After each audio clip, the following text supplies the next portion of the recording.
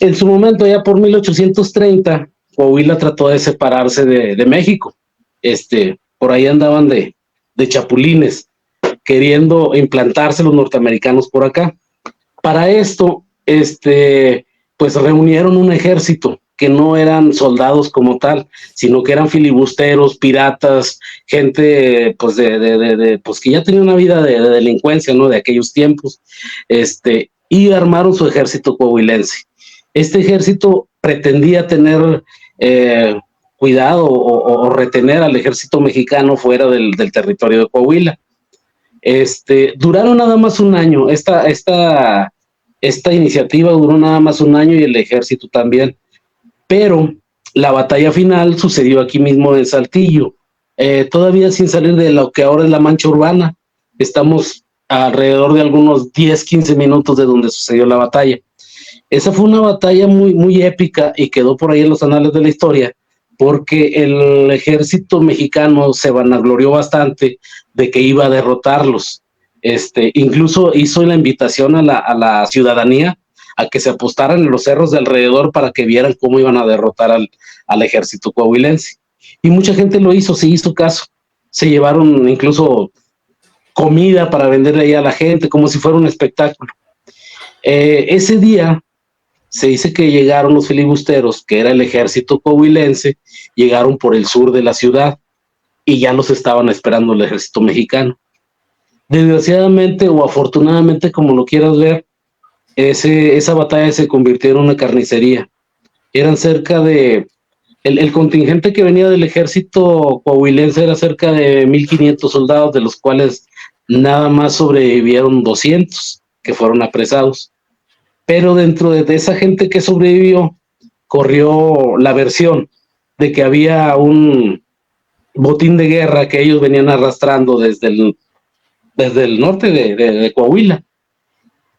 Y ese botín de guerra nunca fue localizado, pero nuevamente hay versiones por ahí escritas de la gente que apresaron, de que el encargado de ese botín enfiló junto con otros 10, 12 personas, enfiló rumbo al cañón de San Lorenzo, que es un cañón muy famoso aquí en Saltillo y se ubica dentro de la serranía de Zapalinamé. Total, se desaparecen ellos de allí y al día siguiente, entre esa gente que se llevó eso, iba uno de los jefes del ejército coahuilense.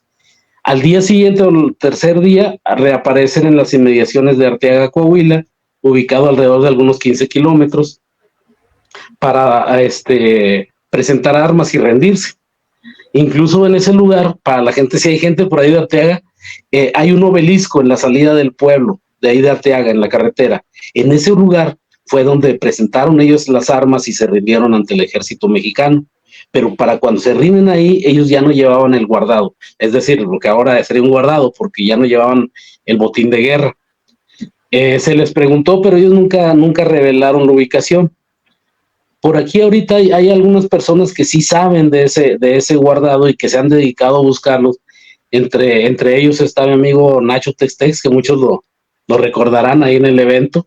Él ha estado buscando este guardado ahí por el cañón de San Lorenzo y hasta la fecha no ha sido encontrado. Se dice, ¿verdad? Por los documentos y los escritos de los oficiales del ejército que lograron apresar, se dice que era un tesoro en donde contenía piezas de oro, valuado en aquel momento, estamos hablando de 1837, en cerca de 4 millones de pesos oro.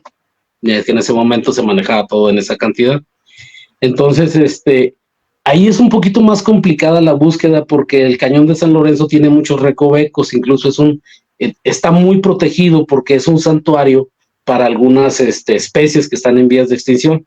Entonces, no cualquiera puede llegar con un detector o pueden entrar a buscar porque está muy, muy vigilado y no te dan chance de escarbar, no te dan chance de hacer todos aquellos movimientos. Eso apenas estamos hablando de hace algunos 10, 12 años de esas prohibiciones por la cantidad de incendios que ha habido en las inmediaciones. Y eso tiene que ver directamente con la cuestión de la guerra la batalla de la Angostura, porque luego algunas personas han declarado que desde la carretera han visto fuego fatu, y en alguna ocasión nos tocó a nosotros, mientras andábamos buscando acá en las inmediaciones de los terrenos de la batalla de la Angostura, que sucede 15 años después, desde ahí se alcanzaba a ver fuego fatu en el cañón de San Lorenzo. Y no pudimos nosotros o no quisimos o se nos fue la oportunidad y no fuimos a investigar porque sí estaba muy dentro del cañón de San Lorenzo. Pero esa es la historia de este otro que se convirtió más que nada, es un poco penoso hablar de ello y casi no se habla de ello porque se convirtió en una carnicería en donde asesinaron prácticamente porque los filibusteros o el ejército coahuilense no tenía muy buenas armas y sí fueron vencidos por los cañones y el armamento del ejército mexicano y toda la gente que se apostó en los cerros aledaños, pues estuvieron viendo todo esto como un espectáculo. Y nuevamente, ahora en este momento ya está lleno ahí de fraccionamientos. Por alguna razón, el centro donde fue la batalla ha permanecido baldío, pero alrededor, en las casas de alrededor, son incontables y son un montón de historias de paranormales, donde han visto soldados, donde han visto carretas, donde han escuchado gritos y todo aquello. Entonces, una vez más, al lugar a donde lleguemos nunca vamos a saber la historia de ese lugar. Entonces, es ahí donde se nos quedan o le perdemos la pista a todas estas cuestiones. De esta batalla que le estoy comentando ahorita, aquí en Saltillo, yo creo que el 85% de las personas no saben que sucedió una batalla, no saben que tuvimos un ejército de Coahuila, netamente un ejército de extranjeros, la mayoría. Pero eso fue lo que sucedió ahí, y ahí todavía también es otro tesoro que está perdido y que se tendría que buscar. O sea, sí sería muy fabuloso porque ese tesoro, y ese no está protegido o no está tan asediado como el que tocamos ahorita con Santa María, que ese sí está asediado incluso hasta por el gobierno, ¿no?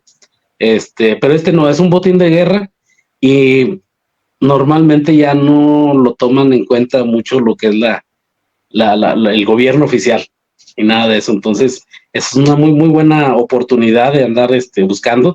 De eso no hay más, no hay derrotero ni nada de eso, sino que hay documentos que avalan eso, documentos declaraciones que se le tomaron a los soldados que apresaron.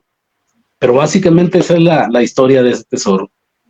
Oye, pues también está súper buena. Esa sí no me la sabía, que tuvieron su propio ejército. Y me imagino que por esa misma razón fue cuantiosa sus botines de guerra, porque si ya estaban acostumbrados a robar, entonces esto lo hicieron a manos llenas.